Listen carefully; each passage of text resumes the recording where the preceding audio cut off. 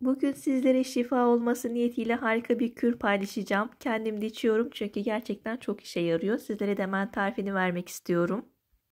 Tarifimizde bir tane portakala ihtiyacımız var. Baş kısmını bu şekilde keselim. Birazcık da içini boşaltalım. Portakala bu işlemi yapmadan önce kabuğunu mutlaka yıkayalım. Üst kısmından yuvarlak bir şekilde kesiyorum. Bunu sonrasında kapak olarak kullanacağım. O yüzden kenarda bekletiyorum. Orta kısmında birazcık oyalım. Bir diş sarımsağımızı ister rendeleyin, isterseniz de benim gibi küçük küçük de doğrayabilirsiniz.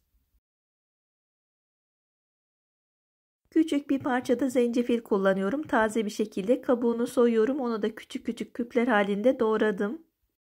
Bu tarifimiz öksürüğü olanlar için gerçekten çok işe yarıyor. Ben kendim de denedim. Sizlere de önermek istedim. Lezzet olarak da çok kötü olmuyor. Zaten portakal suyunu hepimiz seviyoruz. Sadece böyle sarımsakla, zencefille, balla birazcık aroma katmış oluyoruz. Yani içerken zorlanmayacağınızı düşünüyorum. Lezzet olarak gayet güzel oluyor. Sarımsağı ve zencefili doğradıktan sonra da şöyle bir karıştırıyorum. Çünkü oyukların içerisine koyacağımız için de karışık olması lazım. Böyle karıştırıyorum. Portakalın üst kısmından oyuklar yapmıştık. Doğramış olduğumuz sarımsak ve zencefili içerisine ekleyelim.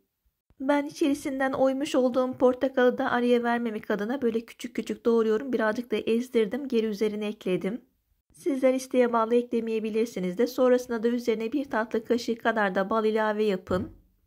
Sonrasında da baş kısmını kesmiştik. Kenarda bekliyor. Onu da kapak olarak kapatın. Bu şekilde buzdolabına koyun. 2 saat kadar dinlendirin. 2 saat geçtikten sonra bayağı bir sulanıyor. Eklemiş olduğumuz malzemeler portakala bayağı bir aromasını bırakıyor. Sonrasında da bir limon sıkacağı sayesinde böyle portakalın suyunu alalım. Sonrasında da bardağımıza boşaltalım. Afiyetle şifa olması niyetine de içelim. Bu tarifimizi zencefilden dolayı 2 yaş altına kullanmayalım. Bunu isteğe bağlı her gün yapabilirsiniz. Yani öksürüğünüz geçene kadar devam ettirebilirsiniz. Şifa olması niyetiyle yeni tariflerimde görüşmek üzere. Hoşça kalın.